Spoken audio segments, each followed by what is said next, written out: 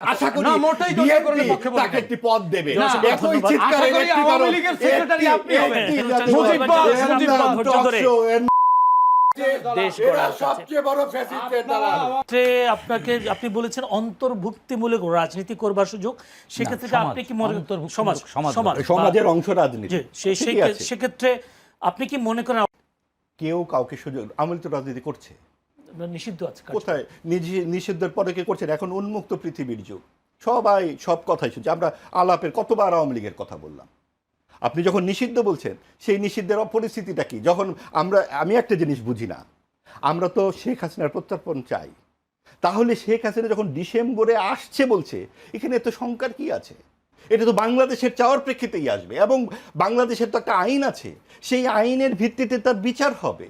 এবং বাংলাদেশের যেই একটা সরকার, এটা তো উড়ে এসে জুড়ে বসা সরকার নয়, 2/3 ভোটে নির্বাচিত একটা সরকার, এটা তো অন্তর্বর্তীকালীন সরকারের মতো অনির্বাচিত সরকার নয়। কাজেই সরকার, আপনি দেখুন সরকার প্রধান কি কখনোই এই ব্যাপারে কোনো কথা বলেছেন, বা তার বডি ল্যাঙ্গুয়েজে কি মনে হচ্ছে তিনি ভীত বা শঙ্কিত? বরং তাদের যে পরিস্থিতি আমরা দেখতে পাচ্ছি, যে যদি উইন উইন সিচুয়েশন হয়, তাহলে বাংলাদেশের প্রধান অবশ্যই ভারতে যাবে, এবং ভারতের সরকার প্রধানকে বাংলাদেশ উল্টো দাওয়াত দেবে। শুধু কেন আমাদের প্রধানমন্ত্রী কেন সেখানে যাবে? উল্টো আমার মনে হয় খুব শিগগিরই সরকারের পক্ষ থেকে মোদি সাহেবকে আমন্ত্রণ জানানো উচিত। আপনিও আসেন, আমরাও যাই, এবং সেখানে বাইলেটারের যাবতীয় বিষয়গুলো আমরা সরাসরি কথা বলি, এবং সেইখানে তো এইখানে ঢাক ঢাক গুড়গুড় করার কিছু নেই। আরেকটি কথা একটু প্রসঙ্গত বলে রাখি, যে এই বিষয়টি এতবার বলা হচ্ছে, বিনাশ শিকরির কথা বা অমুকের কথা তমুকের কথা, এগুলো কেউই কিন্তু ইন্ডিয়ান সরকারের মুখপাত্র নয়। যেগুলো ফটোকার্ড করা হচ্ছে অমুক তারিখের থেকে অমুক তারিখ পর্যন্ত, তারেক রহমান না গেলে নাকি সুযোগ, তারেক রহমান সাহেব কিংবা বাংলাদেশ সরকার কি সুযোগ চেয়েছে নাকি? এটা দ্বিপাক্ষিক একটা সম্পর্ক। আমাদের সরকার প্রধান যেমন যাবেন, তাদের সরকার প্রধানও আসবে। আমি এক কথা যদি বুঝে নেই যে প্রধানমন্ত্রী তারেক রহমান যেই শর্তগুলো দিয়েছে সঠিক ছিল, অবশ্যই, এবং সেইগুলো বাংলাদেশ খুব নিজের স্বার্থ এবং আইন মেনেই তারা সেখানে পালন করবে। এইখানে আর যারা যে সমস্ত কথাবার্তা বলছেন, ও অহেতুক ভীতি সঞ্চার। অসংখ্য ধন্যবাদ। সাঈদ খান, আপনার কাছে বেশি সময় দিতে পারবো না, যদিও তারপরে বলছি, উনি মক্কা প্রতিরক্ষা জোটের কথা বলেছেন, যেখানে পাকিস্তান, সৌদি আরব এবং তুরস্ক তিনটি মিলে জোট হয়েছে, এবং বাংলাদেশ সেখানে ইতিবাচক সাড়া দিয়েছেন বলেছেন। যদিও নতুন প্রতিমন্ত্রী হুমায়ুন কবির তিনি বলেছেন যে আগ্রহ আছে বাংলাদেশের। জি, এই জোটে যুক্ত হওয়াটা বাংলাদেশের এই জোটে যুক্ত হবার লাভের এবং কতটা ঝুঁকি? এখানে ঝুঁকিও আছে, লাভও আছে। কারণ একটি জিনিস দেখুন, এই জোটে যদি বাংলাদেশ যায়, তাহলে তার সৌদি আরবের বিশাল শক্তিশালী একটা অর্থনীতি আছে। সৌদি আরবের সাথে কিন্তু আমাদের কূটনৈতিক সম্পর্ক এবং অর্থনৈতিক বেশ বড় একটা ট্রানজ্যাকশন আছে তাদের সাথে আমাদের, এবং তুরস্কের সাথেও আমাদের। তুরস্ক কিন্তু আধুনিক ড্রোন, সমরাস্ত্র এবং সমরাস্ত্র ইন্ডাস্ট্রিতে বেশ সমৃদ্ধ তারা, এবং পাকিস্তানের যে সামরিক বাহিনী, তাদের সামরিক বাহিনীও বেশ শক্তিশালী, এবং তাদের পারমাণবিক অস্ত্রাগারও আছে।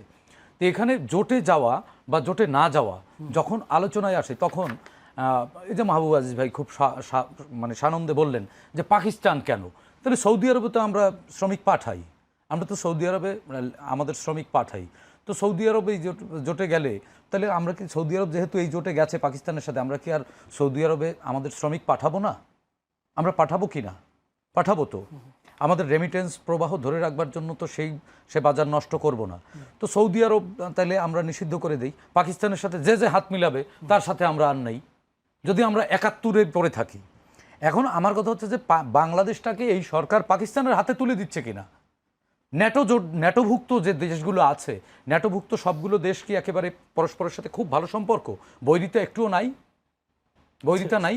ন্যাটোভুক্ত দেশও তো দেখছি যুদ্ধ লেগে যায় না তো পরস্পর, কোল্ড ওয়ার, নানান ধরনের ওয়ারের মধ্যে তো আছে। সুতরাং এই একটি জোটে যুক্ত হবার যে পজিটিভনেস বা পজিটিভ অ্যাপ্রোচ করা, তার মানে এই না যে দেশটা একেবারে পাকিস্তানের হাতে তুলে দিল। এটা আবার ওই একতরফাভাবে একটা জায়গায় যে বিচার তালগাছটা আমার টাইপের আলোচনা। আবার মাহবুব আজিজ ভাই আরেকটি কথা বললেন যে 21 আগস্ট গ্রেনেড হামলা, সেটাও তো ওই সময় সরকারের না। মাহবুব আজিজ ভাইয়ের জ্ঞাতার্থে আজকে আপনার অনুষ্ঠানের মাধ্যমে বলতে চাই যে মাহবুব আজিজ ভাই পরিষ্কারভাবে জেনে নেবেন ওই মামলার নথি ঘেটে যে 21 আগস্ট গ্রেনেড হামলা, 21 আগস্ট যে সমাবেশটি ছিল সেটি পল্টন ময়দানে অনুমতি চেয়ে আবেদন করা হয়েছিল। সাইফুল ইসলাম মিলন নগর আওয়ামী লীগের দপ্তর সম্পাদক স্বাক্ষরিত একটি চিঠিতে আবেদন করা হয়েছিল ইয়াতে মুক্তাঙ্গনে ক্লিয়ারেন্সও ছিল। সকাল 10টার পর হুট করে আপনাদের ভেন্যু চেঞ্জ করলেন, তড়িঘড়ি করে ট্রাকের উপরে মঞ্চ করলেন, এত মানুষ মরলো। হ্যাঁ, তার পাশে গ্রেনেড পড়ে আইবি রহমান মরে গেল। শেখ হাসিনার কিছু হয়নি কেন? এটা পরিষ্কার একেবারে ইস্যু ক্রিয়েট করবার জন্য এবং ওই সময় বিএনপি সরকারকে বিতর্কিত করবার জন্য, ওই সময়কার প্রধানমন্ত্রী বেগম খালেদা জিয়াকে কলঙ্কিত করবার জন্য এটা একটা একেবারে ব্লুপ্রিন্ট করা এই নাশকতাকাণ্ড। এবং এই নাশকতাকাণ্ডে যেই মানুষগুলোকে বিভিন্ন মেয়াদে জেলে দেওয়া হয়েছিল, ওই সময় যে পুলিশের একজন ডিসি ছিলেন, পুলিশের ডিসি খান সাইদ হাসান, তাকে জেলে দেওয়া হয়েছিল। তার সাথে আমার কথা বলবার সুযোগ হয়েছে। তিনি তো এই নথিপত্র বের করে দিয়েছেন।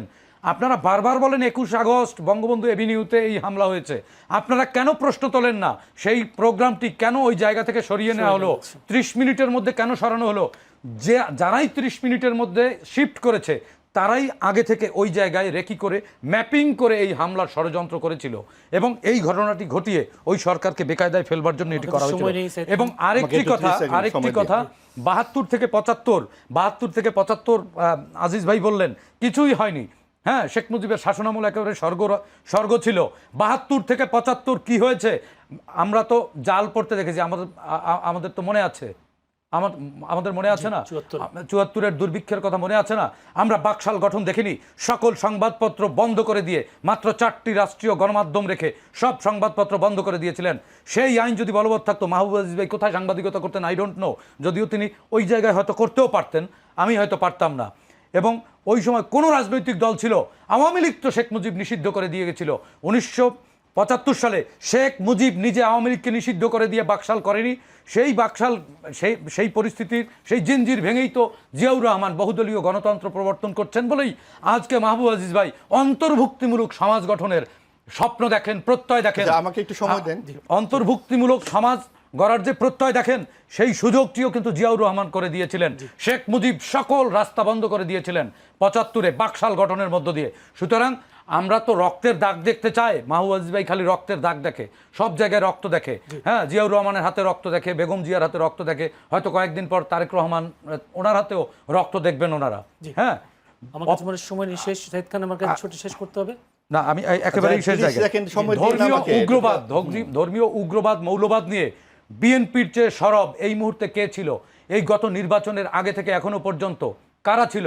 আমরা কখনোই, আমি ব্যক্তিগতভাবে এবং আমি যেহেতু একটা পেশাজীবী রাজনীতি করি, আমি দায়িত্ব নিয়ে আমার অবস্থান এবং আমার যে পেশাজীবী সংগঠন, সেই সংগঠনের অবস্থান পরিষ্কার করছি। ধর্মীয় উগ্রবাদ এবং মৌলবাদকে আমরা সমর্থন করি না। এখানে আমরা অন্তর্ভুক্তিমূলক সমাজ চাই, কিন্তু সেই সমাজে আমরা কোনো সন্ত্রাসীও চাই না। আমরা চাই শান্তিপূর্ণভাবে সকল মানুষ সহাবস্থানে সমান অধিকার নিয়ে এবং সমমর্যাদায় টিকে থাকুক এবং তারা শান্তিতে থাকুক। এবং বাংলাদেশ এগিয়ে যেতে হলে অবশ্যই অন্তর্ভুক্তিমূলক সমাজ সবচেয়ে জরুরি, যেটি নিয়ে এই সরকার কাজ করছে। যেমন দেখুন, ফ্যামিলি কার্ড বিতরণ করছে, এখানে কি বিএনপির লোকজনদেরকে দিচ্ছে? ফার্মার্স কার্ড দিচ্ছে, এটা কি বিএনপির লোকজনদেরকে দিচ্ছে? এই যে ব্যাংকের লোন, শেখ হাসিনার আমলে যে কৃষকরা ব্যাংক থেকে লোন নিয়েছিলেন তাদের লোন মৌকুব করে দিয়েছেন, সেটা কি বিএনপির লোকজন সব লোন নিয়েছিলেন? সেই ফার্মাররা কি বিএনপির লোক? নিশ্চয়ই না। সুতরাং এই গভর্নমেন্ট ইনক্লুসিভ সোসাইটি করবার জন্য, ইনক্লুসিভ পজিটিভ পলিটিক্স করবার জন্য এবং একটা নিরাপদ বাংলাদেশ নির্মাণের জন্য চেষ্টা করছেন। হয়তো 6 মাসে এখন একটু কথা যেটা হচ্ছে যে জুলাই জাদুঘরের যে বিষয়টি কথা বলা হলো, ঠিকই আছে। এই যে উনি যে ইতিহাসগুলো বললেন না, শুধুমাত্র ইতিহাসের যে বাছাই করাগুলা, ফলাফলটা তারা কয়েকজন মিলে ঠিক করবেন, আমি তো সেই কথাটাই বলেছি।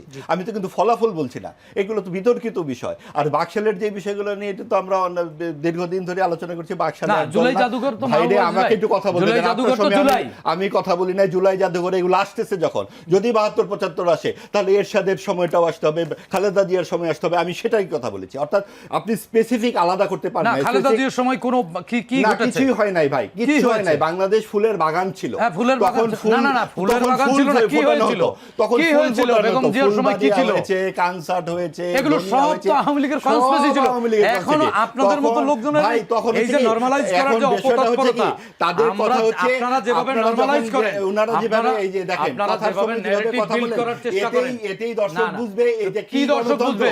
এবং আপনারা গণতন্ত্র তখনই হয় ফ্যাসিবাদকে legalize যখন করবার উনি জন্য, হচ্ছেন normalize বাকশাল, করার হচ্ছে জন্য ভাই 4টি দল ছিল, আপনারা এক যে সেখানে narrative ছিল build করার চেষ্টা করেন, আপনার, এটাই ষড়যন্ত্রের part। এই যে narrative কমিউনিস্ট build পার্টি, করার চেষ্টা তারা করেন। যে বলে তারা কিছুই জানে না। তারা না, না, বলে যে কি জানে বাকশাল না? এক দল, 4টি দলকে কি করে এক দল বলে, এবং তারা বলে জিয়াউর রহমান সবকিছু দিয়ে গেছে। ভাই, বাংলাদেশটা স্বাধীন না হলে আজকে তাদের এই রকম এত ষড়যন্ত্র তথ্য তারা দেখতে পারতো না। না, ষড়যন্ত্র করলে ষড়যন্ত্র তথ্য দেখবে না। তখনই দেখতে পারে হ্যাঁ, যখন এরকম জিয়াউর একটা রহমান স্বাধীন ঘোষণা না জনতা দিলেও, আছে। সবাই জিয়াউর মিলে, কেউ রহমান একক ঘোষণা না কিছু দিলেও, শেখ সবাই মুজিব তো একক পালিয়ে না, গেছিল সবাই ব্যাকবুটকা নিয়ে। একক না। ভাই, শেখ এবং মুজিব আপনি তো দেখুন, পালিয়ে গিয়েছিল আমরা যেটা বলতেছি, ব্যাকবুটকা নিয়ে। জিয়াউর দলীয়করণ রহমান ঘোষণা কাকে বলে? দিয়েছিল বলেই আপনি আজকে মানবাধিকার উচ্চস্বরে কথা কমিশন বলতে পারছেন বানিয়েছে, ভাই। এই যে দেখেন মাওবাদী কথার ভাই, মধ্যে আপনি খালি যখন মুজিব আপনি করেন না। দেখুন এই যে কথা বলেন, হ্যাঁ। উনি বারবার বলতেছেন, আমার মধ্যে কিন্তু কথা বলতেছেন। হ্যাঁ। আমি পুরো না, এখন অনুষ্ঠানে এটা common time, একটিবার এখন কথা এটা common বলছেন, time, আপনি তো আপনি শেষ করে একটিবার দিয়েছেন। একটিবার না, আমি শেষ কথা আপনি বলেছি। তো আপনি common time, এটা তো মানবাধিকার common time। কমিশন, তারা মানবাধিকার BNP কমিশন, করেছেন 7 সকল জন, কমিশন, এটি এইটা হলো অন্তর্বর্তীকালীন BNP সরকার, 7টা সেগুলো আমলে বা নেয়নি। 7টা সেটি করেছে। আপনি এই ভাই, সরকারকে কেন দায় এখন দিবেন? ব্যাপারটা হচ্ছে অন্তর্বর্তীকালীন সরকারের দায়, অন্তর্বর্তীকালীন সরকার এই কমিশনগুলোকে তারা নিজেরা রিকগনিশন নেয়নি। সবকিছু সেই হয়ে দায় যায়। আপনি এই তাই সরকারকে উনি কেন দিবেন? যথেষ্ট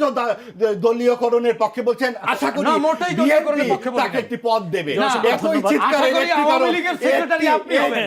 একটি পদ, আশা করি ভাই, একটি পদ, মাওবাদী ভাই, একটি পদ, দর্শক, একটি পদ, আমাদের একটি শেষ পদ, করতে উনাকে হচ্ছে। দিয়ে দাও, আমাদের উনাকে হাতে দিয়ে দাও, সময় নেই। উনাকে দিয়ে দাও, একেবারে উনাকে শেষ দিয়ে দাও। সময়ে দুই আপনি আলোচক দিয়ে তারা দাও, আমাকে একটি পদ বিতর্কে দিয়ে যুক্ত হয়েছেন, দাও। দুজনকে শূন্যতা বলে আলোচনা আলোচনা আপনাকে দিয়ে করবার পূর্ণ চেষ্টা করেছেন আজকের যে বিষয়গুলো, সেই বিষয়গুলো আপনারা নিশ্চয়ই আপনারা দেখেছেন, ধৈর্য ধরে দেখেছেন। দর্শক, দুজনকে অসংখ্য ধন্যবাদ।